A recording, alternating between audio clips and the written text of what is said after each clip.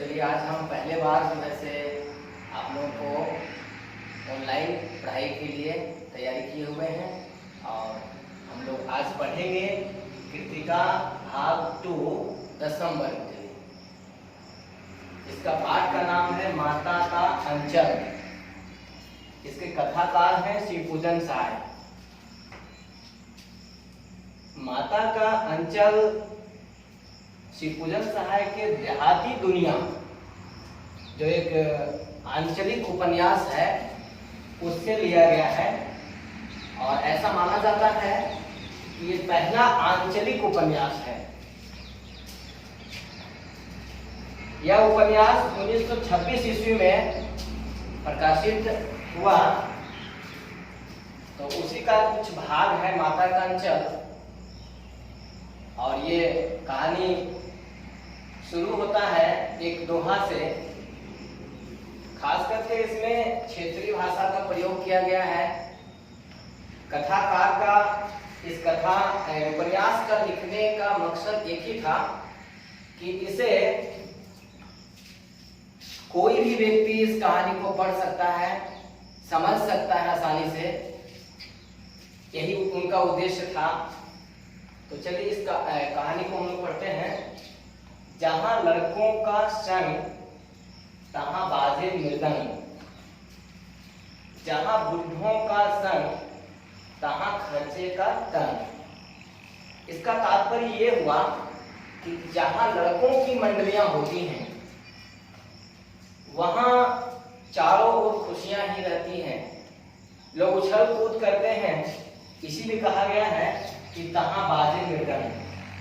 और जहां बूढ़ों की संगति होती है वहां खर्चे का तंग, अर्थात जहां बूढ़े लोग इकट्ठा होते हैं वहां एक दूसरे साथी से कहते हैं आंचलिक, अरे मर्द तेरी खैनी दो है, एक चिलम बनाओ न गंजा।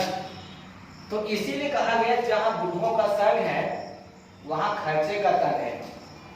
क्योंकि थोड़ा बहुत चाय पानी, चिलम, गांजा, खैनी की जरूरत होती है, इसीलिए ऐसा लिखा गया है। तो कहानी को हम कुछ शब्द जो इम्पोर्टेंट शब्द हैं उसको नोट किए हुए हैं ताकि आपको भी यह कहानी सिलसिलेवार ढंग से आसानी से याद किया जा सके। पहला शुरू करते हैं कि जैसे ही ये खुद शिवपूजन सहाय अपने बचपन के बारे में ही लिखे हैं। कहते हैं कि जैसे ही मैं थोड़ा सा बड़ा हुआ तो अपने पिताजी के संग लग गया। माता से सिर्फ दूध पीने भर का नाता था।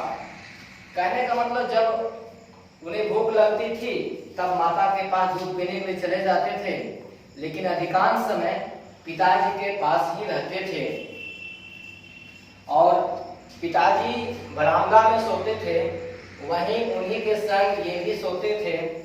सुबह उन्हीं के साथ उठते थे और नदी किनारे स्नान ध्यान करने जब पिताजी जाते थे तो उनके साथ ही जाते थे। नहा धोआ कर जब आते थे तो उनके पिता पूजा पाठ करने में लग जाते थे, तो ये भी उनके साथ होते थे उस समय भी। और जब उनके पिता ललाट पर तिलक लगाते थे तो ये भी जिद करने लगते थे। जिद का मतलब जिद करते थे कि हमें हमारे ललाट पर भी लगा दीजिए। तो जिद करने के बाद पिताजी लगा देते थे। उस तिलक का नाम था त्रिपुंड तिलक। त्रिपुंड तिलक अर्थात 3 उंगली के द्वारा इस तरह से लगाया जाता था या फिर अर्धचंद्राकार ऐसे। ये दोनों को त्रिपुंड तिलक कहते हैं। और जब इनके माथा पर तिलक लगा देते थे तब इनके माथा में जटा रहता था बंधा हुआ, तो इनका चेहरा जो है से देखने में खुलता था। इसलिए इनके पिताजी बम भोला कहते थे। कहानी का सिलसिला पकड़ रहे हैं हम लोग। बम भोला कहते थे। अब पहला प्रश्न यहीं से उठता है कि तारकेश्वर नाथ बम भोला कैसे बन जाते थे। तो जब उनके पिता उनके ललाट पर त्रिपुंड तिलक लगा देते थे, माथा में जटा रहता था, तो ये खासे बम भोला बन जाते थे। इसलिए भोलानाथ भी इनके पिताजी कह करके पुकारा करते थे। लेकिन वास्तव में इनका बचपन का नाम तारकेश्वर नाथ था। इसके बाद कहानी आगे बढ़ता है। जब पूजा पाठ कर देते थे तो उसके बाद इनके पिताजी एक रामनामा बही था जिसमें 1000 बार राम राम राम राम लिखते थे, इसीलिए इस बही का नाम रामनामा बही पड़ा। प्रतिदिन इस बही में 1000 बार राम नाम लिखते थे। इसके बाद जो है से वे 500 कागज की पुड़िया बनाते थे, छोटे छोटे टुकड़ा बनाते थे। जैसे कागज की 500 टुकड़े बनाते थे 500 बार, और उस पर भी लिखते थे राम।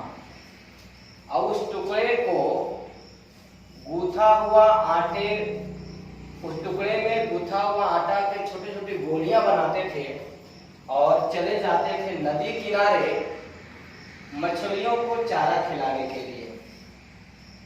उस समय भी हमारे कथाकार पिताजी के कंधे पर विराजमान रहते थे। जब मछलियों को आटे की गोलियां खिलाते थे उस समय भी उनके कंधे पर ही रहते थे। मछलियों को चारा खिलाने के बाद जब वो वापस घर की ओर आते थे रास्ते में, तो उनके पिताजी पेड़ की झुकी हुई डालियों पर झूला झुलाते थे। जैसा कि आप चित्र में देख रहे हो कि उनके पिताजी तारकेश्वर नाथ को झूला झुला रहे हैं। चित्र में भी आप किताब में पलट कर देखेंगे, क्योंकि आप सबों के पास किताब भी है तो इसका भी उपयोग करना है बीच बीच में, और सहारा लेना है। कहानी को आसानी से इस तरह समझ सकते हैं। उसके बाद जब घर वो पहुंच जाते थे तो घर पहुंचने के बाद आपस में कुश्ती लड़ते थे। आज कुश्ती लड़ते थे तो जानबूझ करके उनके पिताजी चित्त पड़ जाते थे। और जब चित्त पड़ जाते थे तो तारकेश्वर नाथ छाती पर जो है से दोनों तरफ पैर करके बैठ जाते थे और कहते थे पटक दिलियो, पटक दिलियो नहीं, मतलब अपना जो है से भाषा में आंचलिक कथाकार है तो इसलिए ऐसा थोड़ा सा हमें कहना पड़ता है। अपना क्षेत्रीय भाषा में कहते थे और थोड़ा मूछ उनके जो है से नोचने लगते थे, तो मूछ का बाल उखड़ सकता था, इसलिए उनके पिताजी उनके हाथों को मूछ से हटा देते थे और उनका ध्यान भटकाते थे। चलो छोड़ो, लाओ खट्टा चुम्मा दो, मीठा चुम्मा दो। तो खट्टा चुम्मा बाएं तरफ जब लेते थे गाल में तो खट्टा चुम्मा कहते थे उसको, और जब दाएं तरफ लेते थे तो मीठा चुम्मा कहते थे। तो लेते थे और लेने के बाद पिताजी अंत में जानबूझ करके उनको दाढ़ी करा देते थे। जब बना देते थे तो थोड़ा सा और रोने लगते थे और बच्चा खुश हो जाता था। इसके बाद फिर जो है से फूल के कटोरा में गोरस अर्थात दूध या मट्ठा या दही लेकर के भोलानाथ को खिलाते थे। और खिलाते थे तो 4-4 दाने खिलाते थे। जब माँ उनकी देखती थी तो कहती थी इतने थोड़ा थोड़ा खिलाने से 2-4 बार में ही बच्चों का पेट भर जाता है, बच्चा फिर आगे भर पेट नहीं खा पाता है। तो माँ जो है से उनसे ले लेती है खिलाने के लिए और वो खिलाती है और उसी साथ कहती है कि जब खाएगा बड़े बड़े कौर तब पाएगा दुनिया में ठौर, मतलब स्थान। ठौर का मतलब होता है स्थान, तब उसको वैसा स्थान, ऊंचा स्थान मिलेगा।